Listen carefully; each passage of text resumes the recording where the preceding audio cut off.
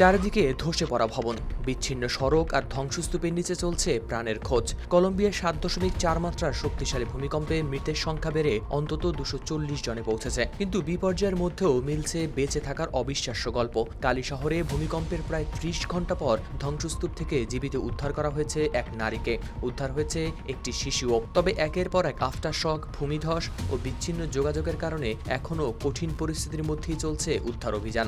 ধ্বংসস্তূপ সরিয়ে এখনও নিখোঁজ মানুষের খোঁজ করছেন উদ্ধারকর্মীরা। এরপরও থামছে না মাটি কেঁপে ওঠা। কলম্বিয়ার ভূতাত্ত্বিক জরিপ সংস্থার হিসাবে দেশজুড়ে রেকর্ড করা হয়েছে 70টির বেশি আফটারশক। সবচেয়ে ক্ষতিগ্রস্ত এলাকাগুলোয় এখনও চলছে উদ্ধার অভিযান। সংবাদ মাধ্যম সিএনএনের প্রতিবেদনে প্রকাশ পেয়েছে এই তথ্য। এদিকে পেরেইরাতেও ধসে পড়া ভবনের নিচে আটকে থাকা মানুষের খোঁজ চলছে। উদ্ধারকর্মীদের পাশাপাশি কাজে নেমেছেন স্বেচ্ছাসেবকরা।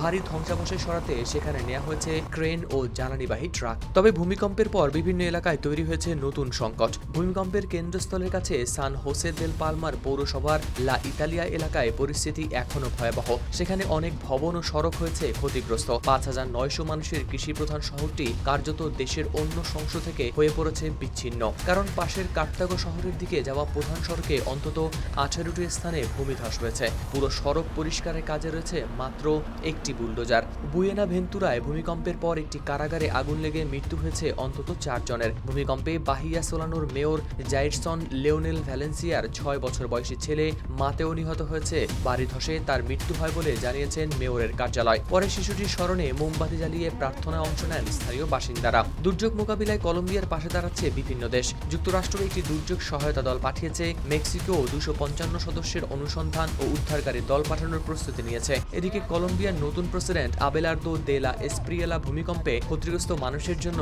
অর্থনৈতিক সহায়তার ঘোষণা দিয়েছেন। গতকাল মঙ্গলবার দেশের কফি উৎপাদনকারী অঞ্চলের ক্ষতিগ্রস্ত শহরগুলো পরিদর্শনের সময় এ পদক্ষেপের কথা জানান তিনি। হাওলাত শামীম, RTV।